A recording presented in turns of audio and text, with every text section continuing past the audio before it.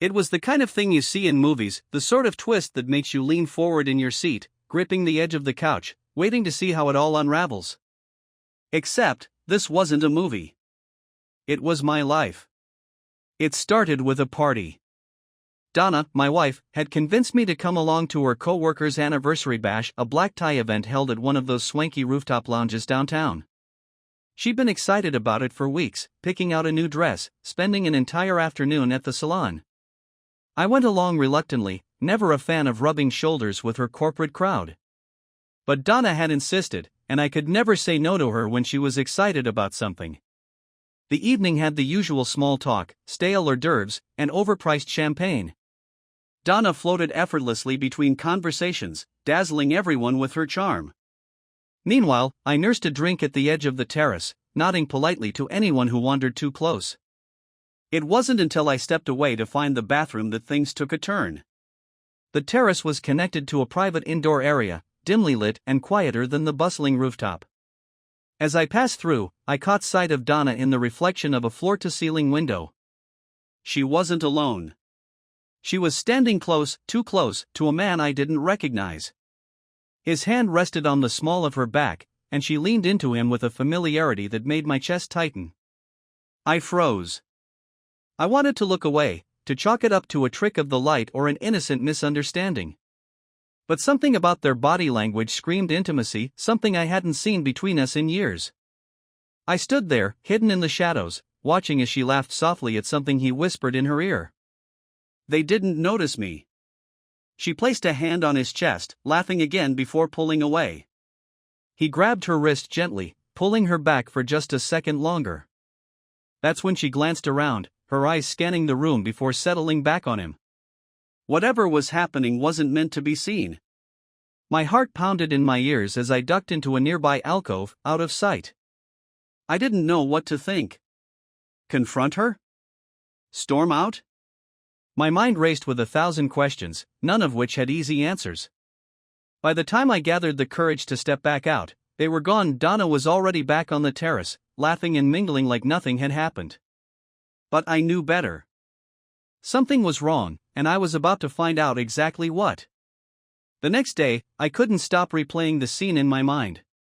The way she leaned into him, how she laughed, and that fleeting moment when she glanced around as if to make sure no one was watching. It wasn't just the act, it was the secrecy of it. Donna had always been transparent with me, or at least I thought so. If she had nothing to hide, why didn't she tell me about him? But I didn't jump to conclusions. I wanted to give her the benefit of the doubt, as much as it made my stomach churn. Maybe he was just a coworker, a harmless friend, and I was letting my imagination get the better of me. So I decided to keep my suspicions to myself, at least for now. That day, I went about my usual Saturday routine, mowing the lawn, running errands, and trying to keep busy.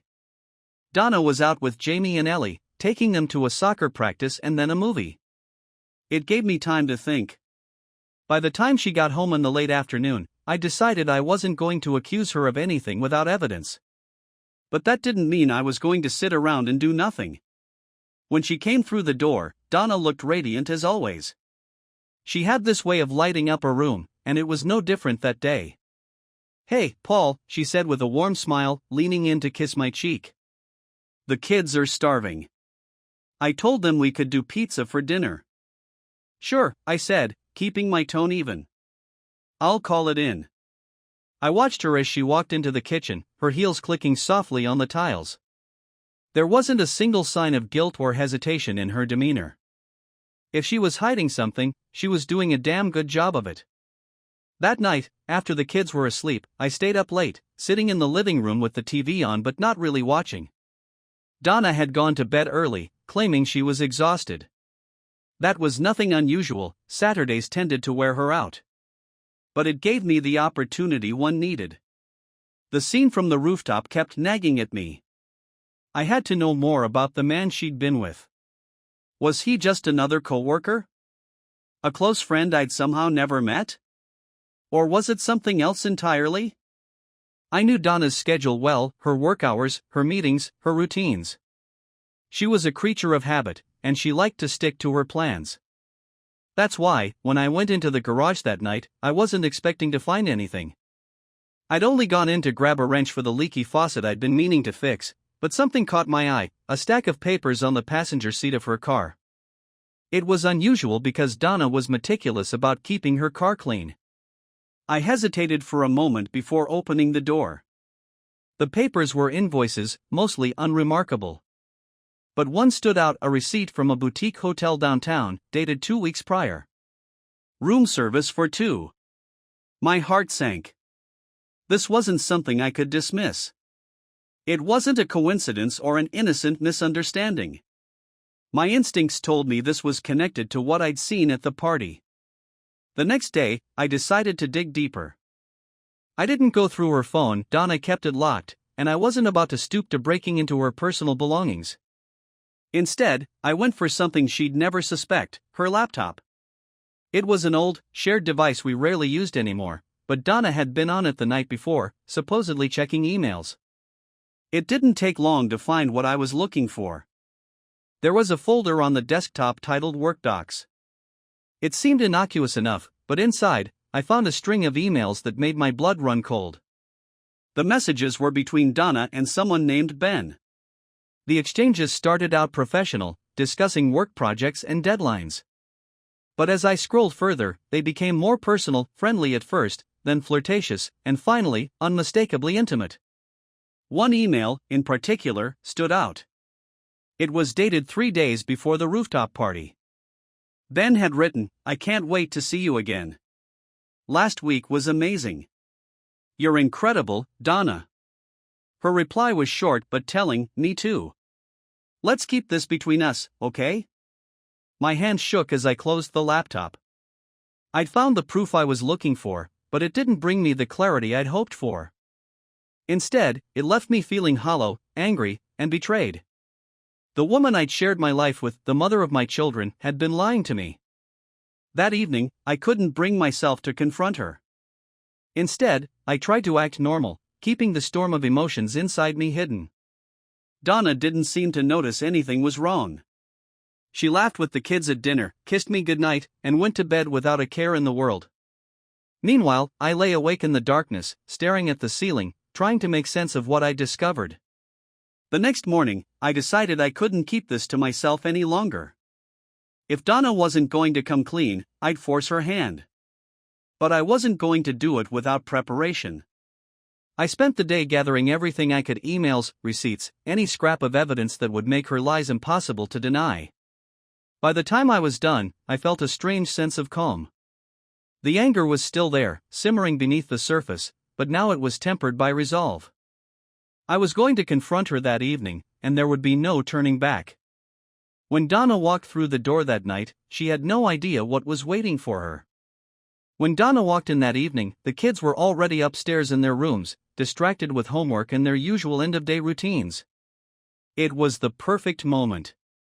My evidence was neatly laid out on the dining table: emails printed, the hotel receipt placed prominently on top, and a laptop with one of her incriminating messages pulled up on the screen. I wanted her to see everything at once. No excuses, no dodging the truth. "Hey," she greeted me, kicking off her shoes and hanging up her purse. "What's for dinner?" Her voice was casual, cheerful even. It made my stomach churn. I didn't answer, just gestured toward the dining room. "We need to talk." Donna hesitated. Something in my tone must have tipped her off because the lightness in her expression faltered. "What's going on?" she asked cautiously. "Go look," I said, my voice steady despite the anger bubbling inside me. She walked toward the dining room, her steps slow and deliberate. I followed a few feet behind, watching as she rounded the corner and caught sight of the evidence. Her reaction was immediate: her face drained of color, and her hand went to her mouth as she stared at the papers. What is this?" she stammered, her voice barely above a whisper. "You tell me," I replied, crossing my arms. "Who's Ben?" Donna didn't respond right away. Her eyes darted from the emails to the receipt and back to me, as if searching for some way to explain it all away. But there was no escaping it. I'd laid everything out, and the truth was staring her in the face.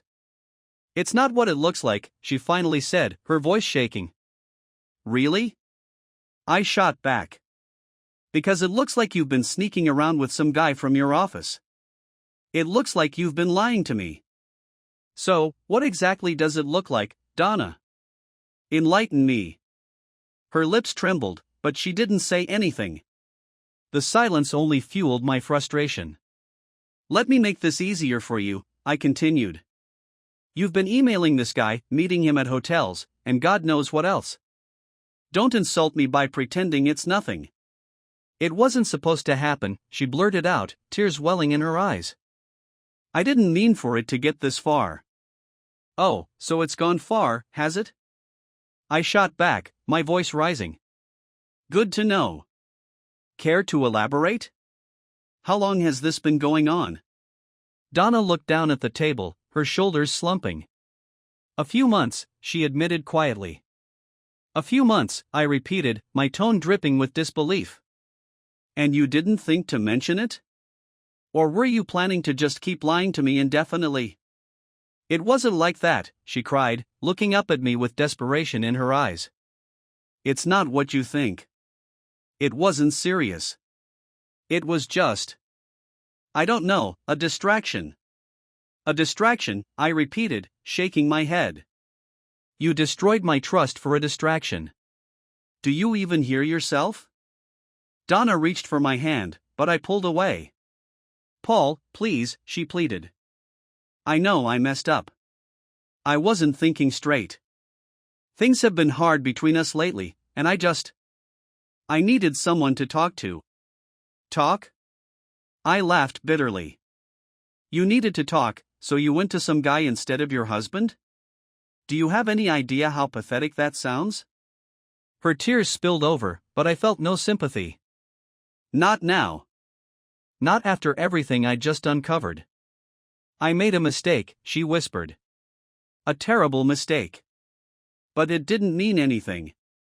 I swear, it didn't mean anything. Didn't mean anything? I snapped. Donna, you don't spend months sneaking around and booking hotel rooms for something that doesn't mean anything. Do you think I'm stupid? No, of course not, she insisted. I was lonely, Paul. You've been so distant lately, so focused on work and the kids.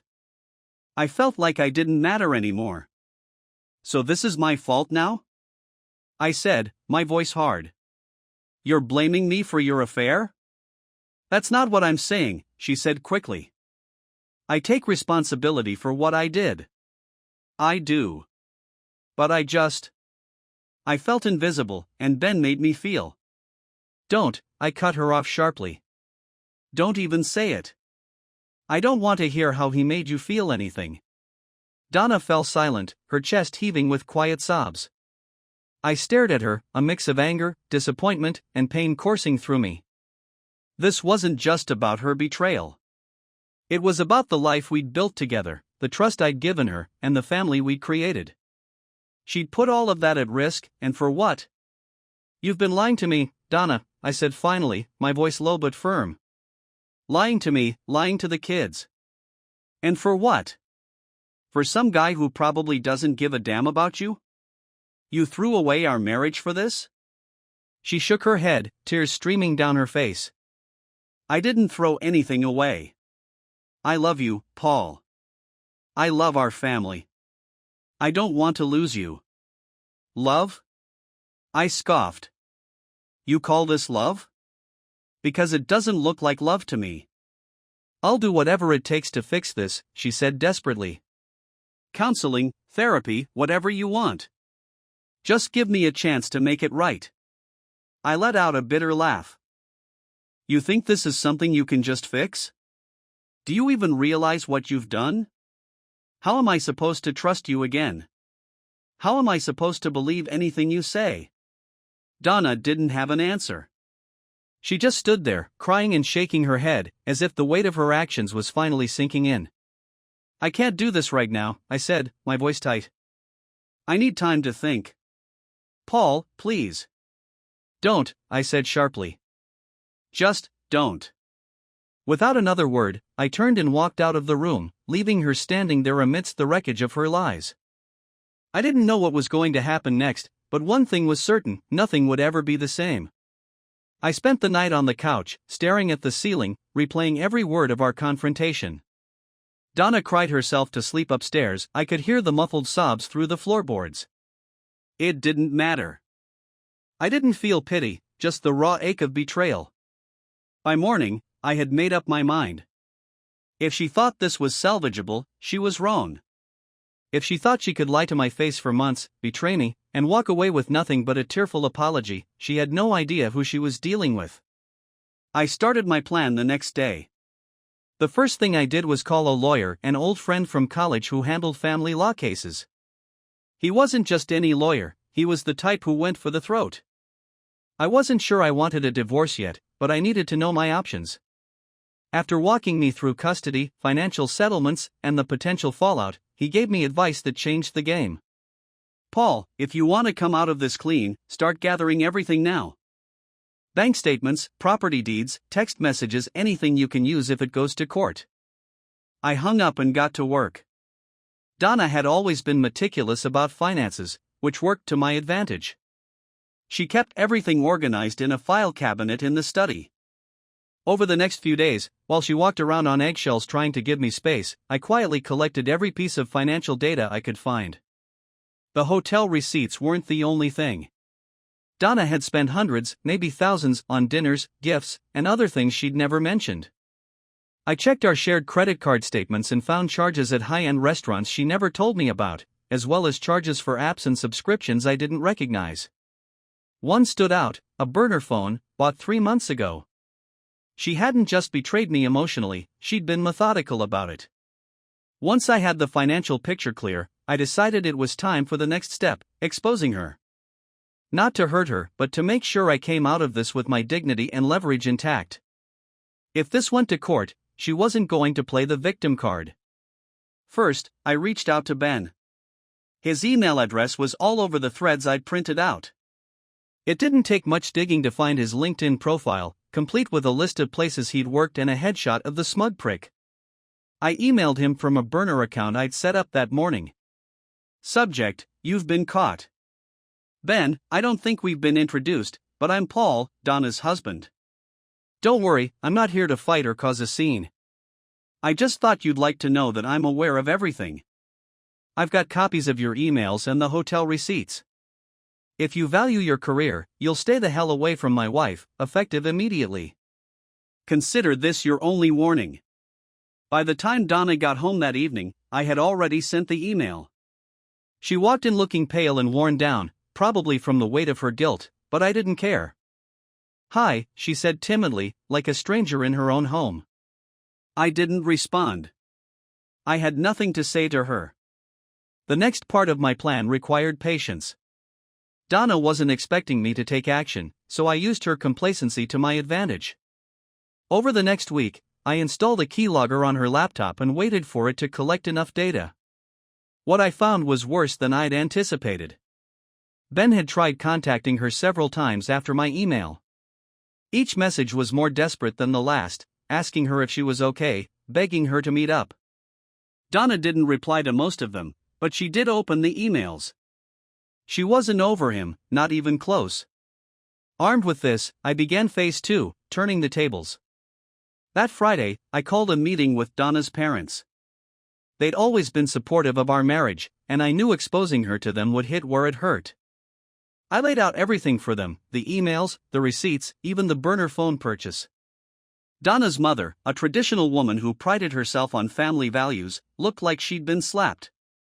Her father, usually a stoic man, was visibly furious. Is this true, Donna? Her mother asked, her voice trembling.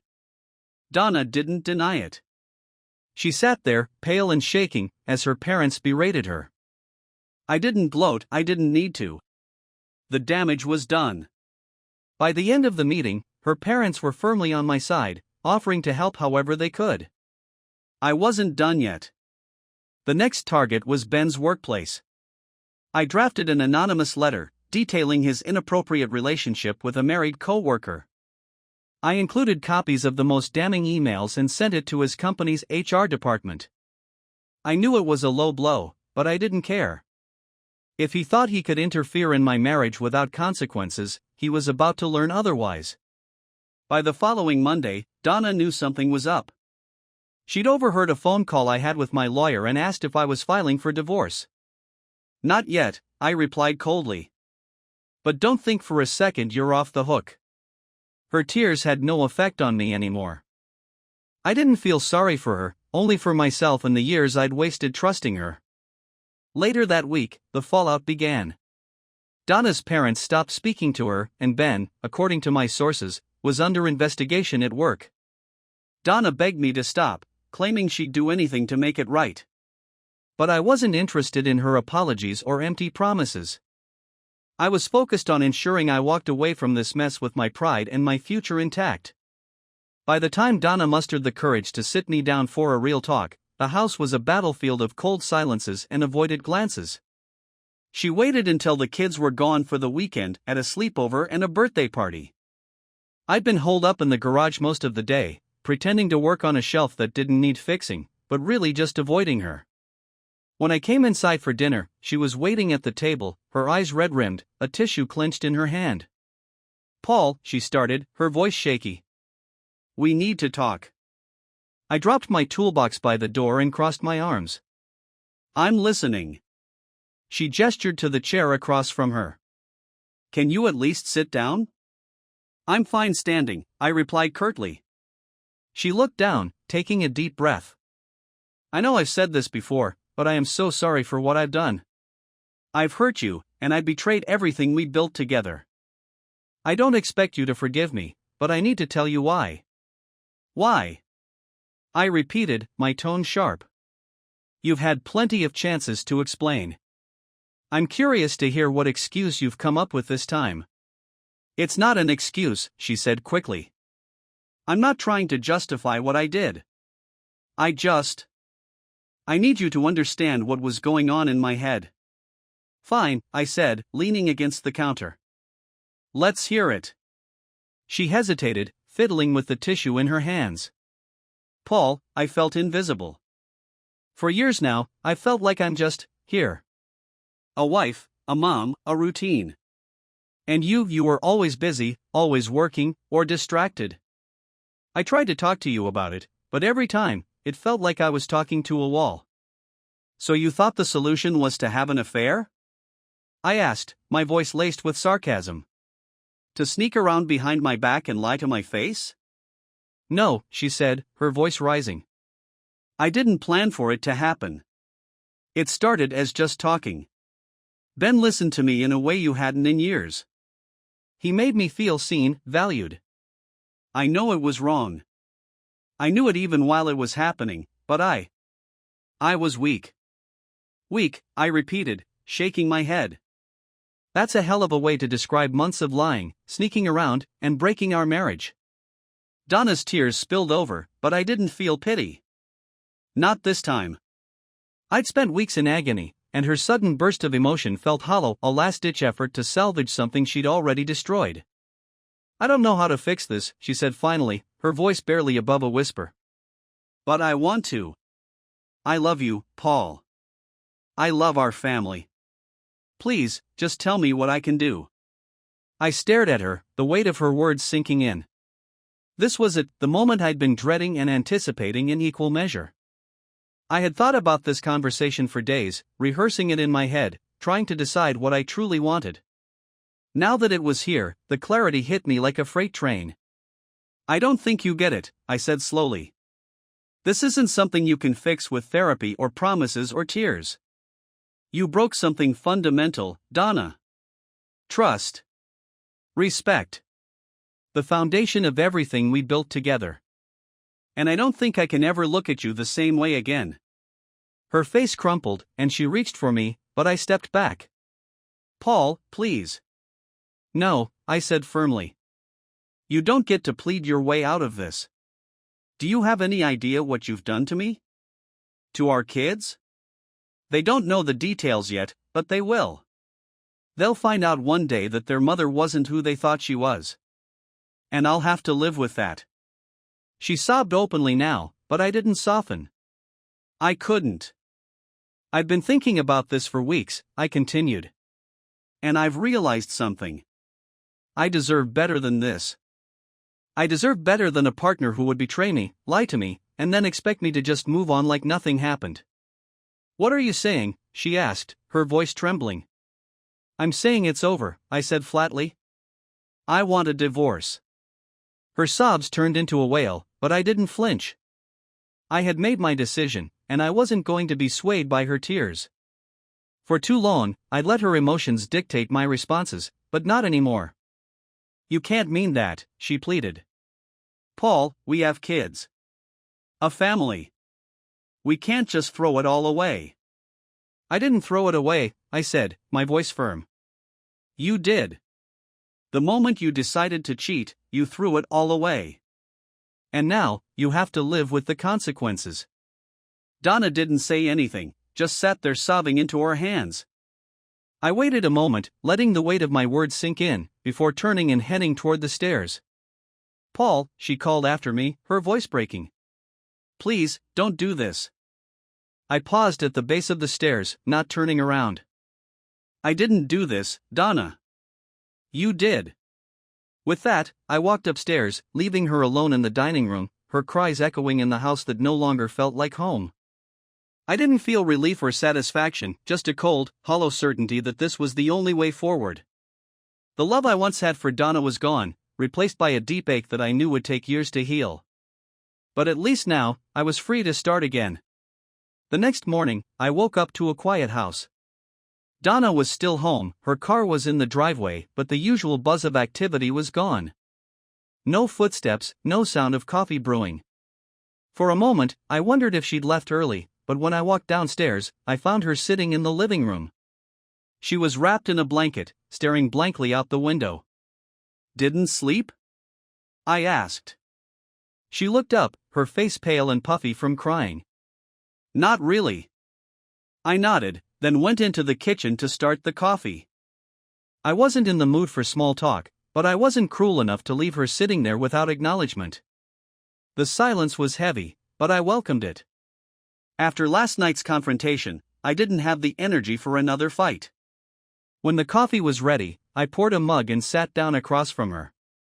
She looked at me, her eyes filled with something I couldn't quite place, desperation, maybe, or resignation. I want to know what happens now, she said quietly. Do we tell the kids? Do we sell the house? What's the plan? I took a sip of my coffee, buying a moment to gather my thoughts. I've been thinking about that. I've already spoken to a lawyer, so the process is in motion. As for the kids, I think we wait until we have a clear plan before we tell them. There's no reason to make this harder on them than it has to be. She nodded slowly, her hands trembling as she gripped her mug. And the house? I'm staying, I said firmly. At least until the divorce is finalized. This is their home, and I don't want to uproot them any more than necessary. You can stay too, but we'll need to figure out boundaries. Donna blinked, clearly caught off guard by my matter-of-fact tone. You're really doing this, aren't you? Yes, I said. I'm really doing this. She sat back, staring into her coffee. I didn't think you'd actually go through with it. I thought you'd give me a chance to fix things. Donna, I said, leaning forward, you had plenty of chances to fix things before this happened. You could have talked to me, told me how you were feeling, asked for counseling, anything. But you didn't. You chose to cheat. And now, you're facing the consequences of that choice. She didn't argue, just nodded, and stared into her coffee again. In the days that followed, we established a tense, awkward routine. Donna avoided me as much as possible, spending most of her time in the guest room or out of the house. The kids, blissfully unaware of the storm brewing beneath the surface, went about their lives as usual. I made an effort to keep things normal for their sake, driving them to school, helping with homework, and sitting down for family dinners like nothing had changed. Donna played along, but the cracks were visible. She was quieter than usual, her cheerful demeanor replaced by a heavy sadness. I didn't feel sorry for her, but I did feel relieved. It meant she was finally starting to accept the reality of what she'd done. Meanwhile, I threw myself into the divorce process. My lawyer was aggressive, just as I'd hoped, and we quickly outlined a strategy to ensure I retain custody of the kids and control of the house. Donna didn't fight back much. Maybe she felt too guilty, or maybe she just wanted to get it over with. Either way, the proceedings moved faster than I expected. Telling the kids was the hardest part. Jamie and Ellie were the center of my world, and the thought of hurting them tore me apart. But I knew they deserved the truth, at least, the version of it that wouldn't scar them for life. We sat them down one Sunday afternoon, Donna and I sitting on opposite sides of the couch. Jamie, at 12, was old enough to sense that something was wrong, while Ellie, at 8, looked confused but curious. "What's going on?" Jamie asked, his voice wary. I cleared my throat, forcing myself to stay calm. "Your mom and I have decided to separate," I said carefully. "It's not something we wanted, but it's the best decision for our family right now." Ellie's eyes widened. "You're getting a divorce?" "Yes," Donna said softly. "But we both love you very much, and that's never going to change. This isn't your fault, okay? It's something between your dad and me." Jamie stared at me, his expression hard. "Why? What happened?" I hesitated, glancing at Donna. We'd agreed not to go into details, but I could see the guilt written all over her face. She couldn't bring herself to speak. "Sometimes, grown-ups make mistakes," I said finally. "And those mistakes can change things. But that doesn't mean we don't care about each other or about you. It just means we need to move forward in a different way." Jamie didn't look convinced, but Ellie seemed reassured. "Are we going to live here?" she asked. "Yes," I said. "You'll stay here with me. Your mom will have her own place, but you'll see her all the time. Nothing else has to change." They didn't ask any more questions, but the tension in the room was palpable. Afterward, Jamie retreated to his room without a word, while Ellie clung to me, tears streaming down her face. In the weeks that followed, life settled into a new normal. Donna moved out, renting a small apartment nearby so she could stay close to the kids. The divorce was finalized quickly, thanks to her lack of resistance, and I was granted full custody. I didn't feel victorious, just relieved. The anger and betrayal were still there, but they no longer consumed me. I had my kids, my home, and a sense of stability. That was enough. Donna and I kept our interactions civil for the sake of the kids, but we didn't speak beyond what was necessary. She tried to reach out a few times, sending me long, heartfelt messages apologizing for what she'd done and asking if there was any chance of reconciliation. I didn't reply. One night, Jamie came to me with a question I'd been dreading. "Was it Mom's fault?" he asked bluntly. I sighed, sitting down beside him on the couch. "It's complicated, buddy. Adults make mistakes, and sometimes those mistakes hurt the people they care about. But your mom loves you, and she'll always be your mom. That's what matters." He nodded slowly, though I could see the wheels turning in his head. "I don't think I want to live with her," he said quietly. "You don't have to decide that now," I said, wrapping an arm around his shoulders. "Just take it one day at a time." Months turned into a year, and the raw pain of betrayal faded into something manageable. I focused on my kids, my work, and building a new life for myself. Donna stayed in the background, a presence in the kids' lives but no longer in mine. Looking back, I realized I'd learned something important from the experience. Trust is fragile, and once it's broken, it's nearly impossible to repair. But strength comes from moving forward, even when the path is painful.